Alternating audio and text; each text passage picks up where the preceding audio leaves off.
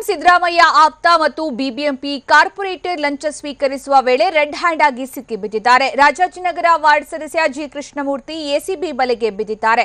ಕಾಮಗಾರಿಯ ಹಣ ಬಿಡುಗಡೆಗೆ ಜಿ ಕೃಷ್ಣಮೂರ್ತಿ ಗುತ್ತಿಗೆದಾರ ಧನಂಜಯ್ ಬಳಿ 23 ಲಕ್ಷ ರೂಪಾಯಿಗೆ ಬೇಡಿಕೆ ಇಟ್ಟಿದ್ದರು. ಹೀಗಾಗಿ 15 ಲಕ್ಷ ರೂಪಾಯಿ ಲಂಚ ಸ್ವೀಕಾರ ಮಾಡುವ ವೇಳೆ ಕೃಷ್ಣಮೂರ್ತಿ ಮನೆಯ ಮೇಲೆ ಭ್ರಷ್ಟಾಚಾರ ನಿಗ್ರಹ ದಳ ಎಸ್ಪಿ ಗಿರೀಶ್ ನೇತೃತ್ವದಲ್ಲಿ ಎಸಿಬಿ ಅಧಿಕಾರಿಗಳು ದಾಳಿ ನಡೆಸಿದ್ದಾರೆ. ಈ ವೇಳೆ ಪಾಲಿಕೆ ಸದಸ್ಯ ಮತ್ತು ಕೃಷ್ಣಮೂರ್ತಿ ಮತ್ತು ಬಿಬಿಎಂಪಿ ಸಹಾಯಕ ಇಂಜಿನಿಯರ್ ಕೃಷ್ಣ ಇಬ್ಬರು ಕೂಡ ಎಸಿಬಿ ಬಲೆಗೆ ಬಿದ್ದಿದ್ದಾರೆ. ಲಂಚ ಸ್ವೀಕಾರ ಹಿನ್ನೆಲೆಯಲ್ಲಿ ಬಿಬಿಎಂಪಿ ಸದಸ್ಯ ಜಿ ಕೃಷ್ಣಮೂರ್ತಿಯನ್ನ ಪೊಲೀಸರು ಈಗ ಬಂಧಿಸಿದ್ದಾರೆ. ಇನ್ನು ಕಾರ್ಪೊರೇಟರ್ ಕೃಷ್ಣಮೂರ್ತಿ ಬಂಧನ ಸಂಬಂಧಪಟ್ಟಂತೆ ಎಸಿಬಿ ಐಜಿಪಿ ಶರತ್ ಚಂದ್ರ ಟಿವಿ9ಗೆ ಮಾಹಿತಿ ನೀಡಿದ್ದಾರೆ. ಕೃಷ್ಣಮೂರ್ತಿ ಮನೆಯಲ್ಲಿ ಎಸಿಬಿ ದಾಳಿ ವೇಳೆ 15 ಲಕ್ಷ ಹಣ ಸಿಕ್ಕಿದೆ.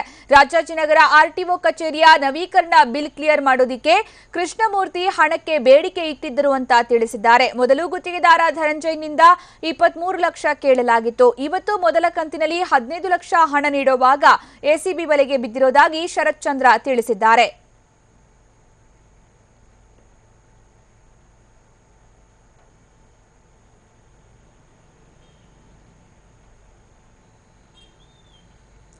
ಕಾರ್ಪೊರೇಟರ್ ಜಿ ಕೃಷ್ಣಮೂರ್ತಿ ಮನೆ ಮುಂದೆ ಹೈ ಡ್ರಾಮಾ ನಡೀತಾ ಇದೆ. ಕೃಷ್ಣಮೂರ್ತಿ ತಂಗಿಯಿಂದ ಗಲಾಟೆ ನಡೆಸಲಾಗ್ತಾ ಇದ್ದು, ನನ್ನ ಅಣ್ಣ ಯಾವುದೇ ತಪ್ಪು ಮಾಡಿಲ್ಲ ಅಂತ ಕೂಗಾಟ ನಡೆಸ್ತಾ ಇದ್ದಾರೆ. ಅಧಿಕಾರಿಗಳ ವಿರುದ್ಧ ಸಹೋದರಿ ಆಕ್ರೋಶ ವ್ಯಕ್ತಪಡಿಸ್ತಾ ಇದ್ದಾರೆ.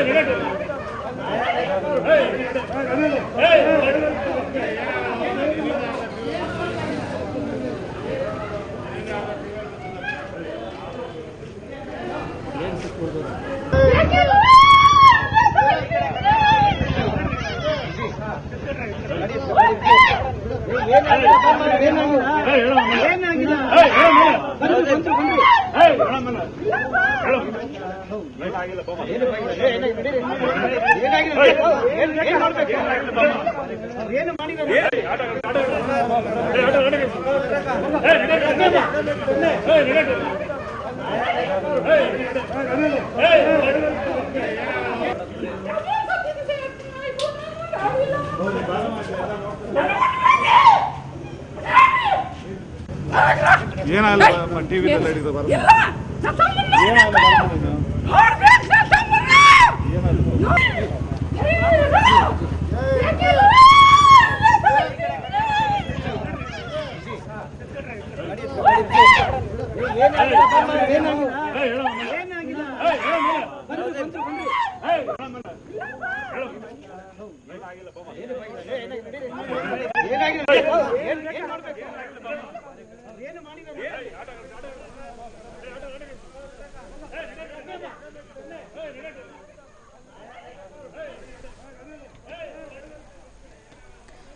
ಸಿಎಂ ಸಿದ್ದರಾಮಯ್ಯ ಆಪ್ತ ಮತ್ತು ಬಿಬಿಎಂಪಿ ಕಾರ್ಪೊರೇಟರ್ ಲಂಚ ಸ್ವೀಕರಿಸುವ ವೇಳೆ ರೆಡ್ ಹ್ಯಾಂಡ್ ಆಗಿ ಸಿಕ್ಕಿಬಿದ್ದಿದ್ದಾರೆ. ರಾಜಾಜಿನಗರ ವಾರ್ಡ್ ಸದಸ್ಯ ಜಿ ಕೃಷ್ಣಮೂರ್ತಿ ಎಸಿಬಿ ಬಲೆಗೆ ಬಿದ್ದಿದ್ದಾರೆ. ಕಾಮಗಾರಿಯ ಹಣ ಬಿಡುಗಡೆಗೆ ಜಿ ಕೃಷ್ಣಮೂರ್ತಿ ಗುತ್ತಿಗೆದಾರ ಧನಂಜಯ್ ಬಳಿ 23 ಲಕ್ಷ ರೂಪಾಯಿಗೆ ಬೇಡಿಕೆ ಇಟ್ಟಿದ್ದರು. ಹೀಗಾಗಿ 15 ಲಕ್ಷ ರೂಪಾಯಿ ಲಂಚ ಸ್ವೀಕಾರ ಮಾಡುವ ವೇಳೆ ಕೃಷ್ಣಮೂರ್ತಿ ಮನೆಯ ಮೇಲೆ ಭ್ರಷ್ಟಾಚಾರ ನಿಗ್ರಹ ದಳ ಎಸ್ಪಿ ಗಿರೀಶ್ ನೇತೃತ್ವದಲ್ಲಿ ಎಸಿಬಿ ಅಧಿಕಾರಿಗಳು ದಾಳಿ ನಡೆಸಿದ್ದಾರೆ. ಈ ವೇಳೆ ಪಾಲಿಕೆ ಸದಸ್ಯ ಕೃಷ್ಣಮೂರ್ತಿ ಮತ್ತು ಬಿಬಿಎಂಪಿ ಸಹಾಯಕ ಇಂಜಿನಿಯರ್ ಕೃಷ್ಣ ಇಬ್ಬರು ಕೂಡ ಎಸಿಬಿ ಬಲೆಗೆ ಬಿದ್ದಿದ್ದಾರೆ. ಲಂಚ ಸ್ವೀಕಾರ ಹಿನ್ನೆಲೆಯಲ್ಲಿ ಬಿಬಿಎಂಪಿ ಸದಸ್ಯ ಜಿ ಕೃಷ್ಣಮೂರ್ತಿಯನ್ನ ಪೊಲೀಸರು ಬಂಧಿಸಿದ್ದಾರೆ.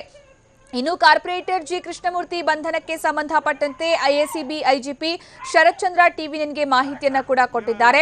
ಕೃಷ್ಣಮೂರ್ತಿ ಮನೆಯಲ್ಲಿ ಎಸಿಬಿ ದಾಳಿ ವೇಳೆ 15 ಲಕ್ಷ ಹಣ ಸಿಕ್ಕಿದೆ. ರಾಜಾಜಿನಗರ ಆರ್ಟಿಒ ಕಚೇರಿಯ ನವೀಕರಣ ಬಿಲ್ ಕ್ಲಿಯರ್ ಮಾಡೋದಕ್ಕೆ ಕೃಷ್ಣಮೂರ್ತಿ ಹಣಕ್ಕೆ ಬೇಡಿಕೆ ಇಟ್ಟಿದ್ದರು ಅಂತ ತಿಳಿಸಿದ್ದಾರೆ. ಮೊದಲು ಗುತ್ತಿಗೆದಾರ ಧನಂಜಯನಿಂದ 23 ಲಕ್ಷ ಕೇಳಲಾಗಿತ್ತು. ಇವತ್ತು ಮೊದಲ ಕಂತಿನಲ್ಲಿ 15 ಲಕ್ಷ ಹಣ ನೀಡುವಾಗ ಎಸಿಬಿ ಬಲೆಗೆ ಬಿದ್ದಿರುವುದಾಗಿ ಶರತ್ ಚಂದ್ರ ತಿಳಿಸಿದ್ದಾರೆ. ಇನ್ನು ಕಾರ್ಪೊರೇಟರ್ ಜಿ ಕೃಷ್ಣಮೂರ್ತಿ ಮನೆ ಮುಂದೆ ಹೈ ಡ್ರಾಮಾವೇ ನಡೆಯಿತು. ನಾವೀಗ ನೋಡ್ತಾ ಇರಬಹುದು, ಒಂದು ಕಡೆ ಬಲಬದಿಯ ದೃಶ್ಯದಲ್ಲಿ ಕೃಷ್ಣಮೂರ್ತಿ ಸಹೋದರಿ ಗಲಾಟೆ ಮಾಡ್ತಾ ಇರೋದು. ನನ್ನ ಅಣ್ಣ ಯಾವುದೇ ತಪ್ಪು ಮಾಡಿಲ್ಲ ಅಂತ ಕೂಗಾಟ ನಡೆಸ್ತಾ ಅಧಿಕಾರಿಗಳ ವಿರುದ್ಧ ಸಹೋದರಿ ಆಕ್ರೋಶ ವ್ಯಕ್ತಪಡಿಸಿ ನೆಲದಲ್ಲಿ ಬಿದ್ದು ಹೊರಳಾಡ್ತಾ ಇರುವಂತಹ ದೃಶ್ಯ ಕೂಡ ನೋಡಬಹುದು. ಇನ್ನೊಂದು ಕಡೆ ಸಿಎಂ ಆಪ್ತ ಜಿ ಕೃಷ್ಣಮೂರ್ತಿ ಹಲವು ಸಂದರ್ಭಗಳಲ್ಲಿ ಹಲವು ಕಾರ್ಯಕ್ರಮಗಳಲ್ಲಿ ವೇದಿಕೆ ಮೇಲೆ ಹಾಗೆ ಕಾರ್ಯಕ್ರಮದ ಉದ್ಘಾಟನೆಯ ಸಂದರ್ಭದಲ್ಲಿ ಜಿ ಕೃಷ್ಣಮೂರ್ತಿ ಸಿಎಂ ಜೊತೆಗೆ ಕಾಣಿಸಿಕೊಂಡಿರೋದು. ಅಂದ್ರೆ ಸಿಎಂ ಜೊತೆಗೆ ಇದ್ದುಕೊಂಡು ಆಪ್ತನಾಗಿದ್ದುಕೊಂಡೇ ಈ ರೀತಿ ಲಂಚ ಸ್ವೀಕಾರ ಮಾಡಿದ್ದಾರೆ.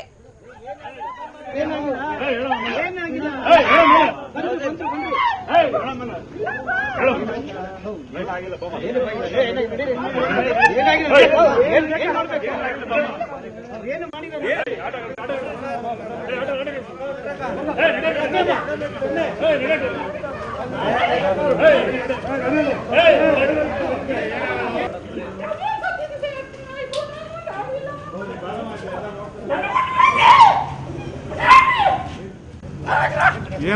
ಟಿವಿ ಏನಾಗಲ್ಲ ಟಿವಿ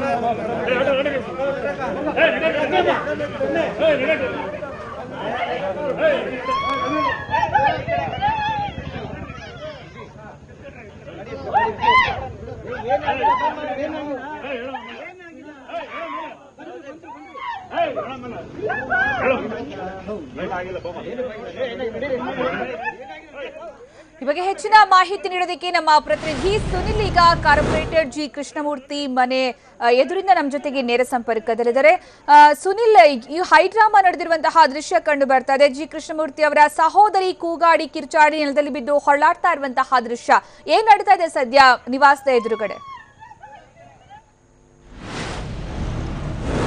ಸುಕನ್ಯಾ, ಏನು ಬೆಳ್ಳಂಬೆಳಗ್ಗೆ ಒಂದು ಎಸಿಬಿ ಅಧಿಕಾರಿಗಳು ಏನು ರಾಜಾಜಿನಗರ ಕಾರ್ಪೊರೇಟರ್ ಅಂತ ಜಿ ಕೃಷ್ಣಮೂರ್ತಿ ಅವರ ಮೇಲೆ ಒಂದು ದಾಳಿ ನಡೆಸಿದ್ರು. ದಾಳಿ ವೇಳೆಯಲ್ಲಿ ಅವರು ಒಂದು ಲಂಚ ಪಡಿತಾರೆ ಒಂದು ಪ್ರಕರಣಕ್ಕೆ ಸಂಬಂಧಪಟ್ಟಂತೆ ಟ್ರ್ಯಾಪ್ಸ್ ಆದರು. ಅದಕ್ಕೆ ಸುಮಾರು ಇಲ್ಲಿವರೆಗೆ ಸತತವಾಗಿ ಒಂದು 5.5 ಗಂಟೆಗಳಿಂದ ಏನು ಎಸಿಬಿ ಅಧಿಕಾರಿಗಳು ಒಂದು ತನಿಖೆ ನಡೆಸ್ತಾ ಇರುವಂಥದ್ದು. ಆ ವೇಳೆಯಲ್ಲಿ ಕಳೆದ ಒಂದು 10 ನಿಮಿಷಗಳ ಹಿಂದೆ ಕಾರ್ಪೊರೇಟರ್ ಎಂದರೆ ಕೃಷ್ಣಮೂರ್ತಿ ಅವರ ತಂಗಿ ಬಂದು ಅವರ ಮನೆಯ ಒಂದು ಗೇಟ್ ಮುಂದೆ ಒಂದು ಗಲಾಟೆ ಸ್ಟಾರ್ಟ್ ಮಾಡ್ತಾರೆ, ಕೂಗಾಟ ಸ್ಟಾರ್ಟ್ ಮಾಡ್ತಾರೆ. ನನ್ನ ಅಣ್ಣ ಯಾವುದೇ ರೀತಿಯ ಲಂಚ ಪಡೆದಿಲ್ಲ, ಇದೆಲ್ಲ ಸುಳ್ಳು ಅಂಥೇಳಿ ಅಲ್ಲಿದ್ದ ಅಧಿಕಾರಿಗಳ ಮುಂದೆ ಒಂದು ಗಲಾಟೆ ಶುರು ಮಾಡ್ತಾರೆ. ಸುಮಾರು ಒಂದು 5ರಿಂದ 10 ನಿಮಿಷಗಳ ಕಾಲ ಒಂದು ಗೇಟ್ ಮುಂದೆ ಕೂಗಾಡೋದು ಗಲಾಟೆ ಸ್ಟಾರ್ಟ್ ಮಾಡ್ತಾರೆ. ನಂತರದಲ್ಲಿ ಅಲ್ಲಿದ್ದಂಥ ಸ್ಥಳೀಯರು ಮತ್ತು ಅವರ ಸಂಬಂಧಿಗಳು ಅವ್ರನ್ನ ಕರ್ಕೊಂಡು ಹೋಗ್ತಾರೆ.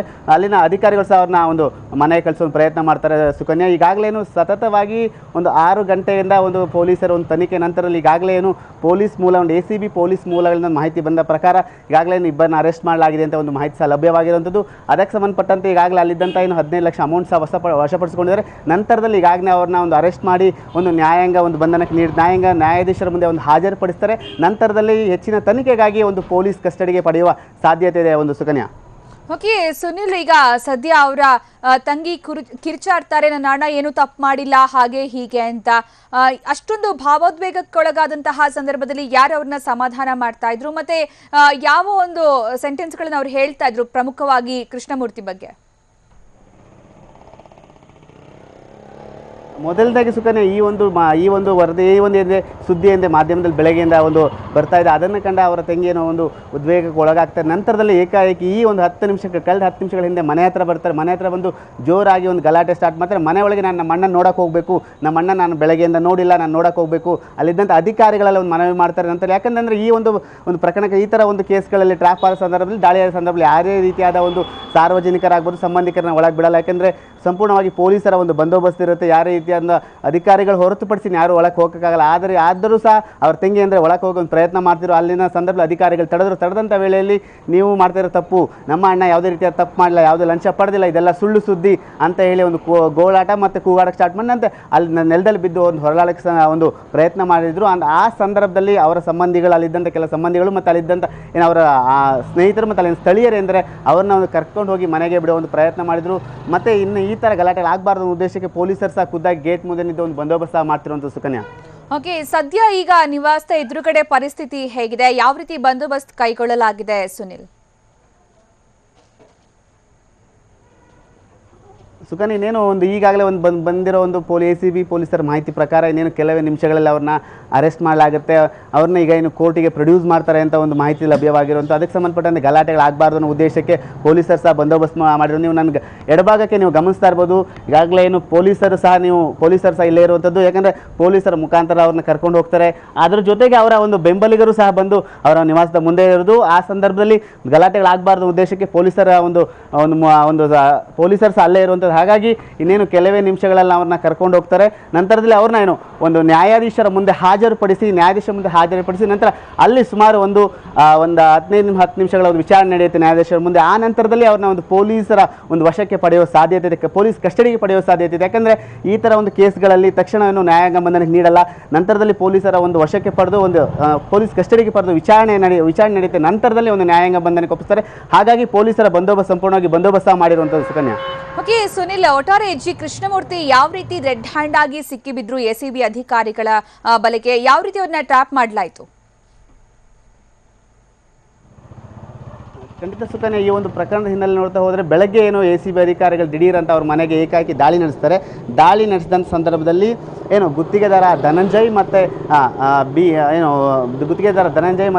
BBMP ಕಾರ್ಪೊರೇಟರ್ ಕೃಷ್ಣಮೂರ್ತಿ, BBMP ಸಹಾಯಕ ಇಂಜಿನಿಯರ್ ಅಂತ ಕೃಷ್ಣ ಎಲ್ಲ ಮನೆಯಲ್ಲಿರ್ತಾರೆ. ಧನಂಜಯ್ ಅವರು ಒಂದು 15 ಲಕ್ಷ ಅಮೌಂಟ್ ನೀಡ್ತಾ ಇರ್ತಾರೆ. ಅಮೌಂಟ್ ನೀಡುವಂಥ ಸಂದರ್ಭದಲ್ಲಿ ಏಕಾಏಕಿ ದಾಳಿ ನಡೆಸಿದಂಥ ACB ಅಧಿಕಾರಿಗಳೇನು ತಕ್ಷಣ ಅವ್ರನ್ನ ರೆಡ್ ಹ್ಯಾಂಡ್ ಆಗಿ ಹಿಡಿತಾರೆ. ಆ ಒಂದು ಸಂದರ್ಭದಲ್ಲಿ ವಿಚಾರಣೆ ನಡೆಸುವಂಥ ವೇಳೆಯಲ್ಲಿ ಇದು ಲಂಚದ ಹಣ, ಇದನ್ನು ಧನಂಜಯ್ ಅವರು ಅವ್ರಿಗೆ ಕೊಡಕ್ಕೆ ಬಂದಿರ್ತಾರೆ ಅಂತ ಗೊತ್ತಾಗುತ್ತೆ. ಅದಕ್ಕೆ ಸಂಬಂಧಪಟ್ಟಂತೆ ವಿಚಾರಣೆ ನಡೆಸ್ತಾರೆ. ಈ ಒಂದು ಪ್ರಕರಣದ ಹಿನ್ನೆಲೆ ನೋಡ್ತಾ ಹೋದರೆ ಸುಕನ್ಯಾ, ಕಳೆದ ತಿಂಗಳುಗಳ ಹಿಂದೆ ಇಲ್ಲಿ ರಾಜಾಜಿನಗರಲ್ಲಿರುವಂಥ RTO ಕಚೇರಿ ಎಂದರೆ ಅದರ ಒಂದು ನವೀಕರಣ ಒಂದು ಗುತ್ತಿಗೆ ಕೊಡಬೇಕು ಅಂತ ಬರುತ್ತೆ. ಆ ಗುತ್ತಿಗೆಯನ್ನು ಧನಂಜಯ್ ಎಂದರೆ ಗುತ್ತಿಗೆದಾರ ಧನಂಜಯ್ BBMPಯಿಂದ ಪಡಿತಾರೆ. ಆ ಒಂದು ಗುತ್ತಿಗೆ ಕಾರ್ಯ ಕಳೆದ ಕೆಲ ದಿನಗಳ ಹಿಂದೆ ಮುಕ್ತಾಯವಾಗುತ್ತೆ. ಆ ಒಂದು ಮುಕ್ತಾಯವಾದ ನಂತರದಲ್ಲಿ ಈ ಒಂದು ಮಾಹಿತಿ ಕಾರ್ಪೊರೇಟರ್ ಬಂದಿರುತ್ತೆ. ಅದಕ್ಕೆ ಈ ಒಂದು ಗುತ್ತಿಗೆ ಹಣ ಒಂದು ಬಿಲ್ ಪಾಸ್ ಆಗಬೇಕು ಅಂತ ಸುಮಾರು 3 ಕೋಟಿ ಗುತ್ತಿಗೆ ಆಧಾರ ಗುತ್ತಿಗೆ ಹಣ ಇರುತ್ತೆ. ಅದನ್ನು ಬಿಲ್ ಪಾಸ್ ಮಾಡಬೇಕಾದ್ರೆ ನನಗೆ ನೀನು 30 ಲಕ್ಷ ಕೊಡಬೇಕು ಅಂತೇಳಿ ಲಂಚ ಕೇಳ್ತಾರೆ ಅಂತೇಳಿ ಒಂದು ACBಗೆ ದೂರು ನೀಡ್ತಾರೆ. ಅದಕ್ಕೆ ಸಂಬಂಧಪಟ್ಟಂತೆ ಧನಂಜಯ್ ಎಂದರೆ ಇವತ್ತು ಒಂದು ಮಾತುಕತೆ ನಡೆದಿರುತ್ತೆ. ಈ ಮಿಡ್ಲಲ್ಲಿ ಒಂದು ಮಾತುಕತೆ ನಡೆದಿರುತ್ತೆ. ಒಂದು ಅಮೌಂಟ್ನ ಮೊದಲನೇ ಒಂದು ಹಂತದಲ್ಲಿ ಅಮೌಂಟ್ 15 ಲಕ್ಷ ಕೊಡಬೇಕಾಗುತ್ತೆ. ಆ ನಂತರದಲ್ಲಿ ಮಿಕ್ಕಿದ ಒಂದು ಅಮೌಂಟ್ ಕೊಡಬೇಕಾಗುತ್ತೆ ಒಂದು ಮಾತುಕತೆ ಆಗುತ್ತೆ. ಅದಕ್ಕೆ ಸಂಬಂಧಪಟ್ಟಂತೆ ಇವತ್ತು ಧನಂಜಯ್ ಇದ್ದಾರೆ ACBಗೆ ಒಂದು ಮಾಹಿತಿ ನೀಡಿ 15 ಲಕ್ಷ ಅಮೌಂಟ್ ತಗೊಂಡು ಮನೆಗೆ ಬಂದಿರ್ತಾರೆ. ಮನೆಗೆ ಬಂದಂಥ ಸಂದರ್ಭದಲ್ಲಿ ಕಾರ್ಪೊರೇಟರ್ ಕೃಷ್ಣಮೂರ್ತಿ ಮತ್ತು ಸಹಾಯಕ ಇಂಜಿನಿಯರ್ ಕೃಷ್ಣೇಂದ್ರ ಅವರ ನೇತೃತ್ವದಲ್ಲಿ ಈ ಒಂದು ಹಣ ಒಂದು ಎಕ್ಸ್ಚೇಂಜ್ ನಡೀತಾ ಇರುತ್ತೆ, ಲಂಚ ಕೊಡೋದು ನಡೀತಾ ಇರುತ್ತೆ. ಆ ಮಾಹಿತಿ ಅಂತ ಕಲೆ ಹಾಕಿದಂಥ ACB ಅಧಿಕಾರಿಗಳು ACB SP ಆದಂಥ ಗಿರೀಶೇಂದ್ರ ಅವರ ನೇತೃತ್ವದಲ್ಲಿ ಒಂದು ವಿಶೇಷ ತಂಡ ರಚನೆ ಆಗಿರ್ತಿ. ಈ ಹಿನ್ನೆಲೆ ಧನಂಜಯ್ ದೂರು ಮೊದಲೇ ಕೊಟ್ಟಿರ್ತಾರೆ, ಹಣ ಕೇಳಿದ ದಿನದ ಹಿಂದೆ ದೂರು ಕೊಟ್ಟಿರ್ತಾರೆ. ಅದಕ್ಕೆ ಸಂಬಂಧಪಟ್ಟಂತೆ ಒಂದು ತಂಡ ರಚನೆ ಮಾಡಿರ್ತಾರೆ. ಇವತ್ತು ಅವ್ರನ್ನ ಒಂದು ಬಲೆಗೆ ಬೀಳಿಸಿರುವಂಥದ್ದು ಸುಕನ್ಯಾ. ಧನ್ಯವಾದ ಸುನಿಲ್.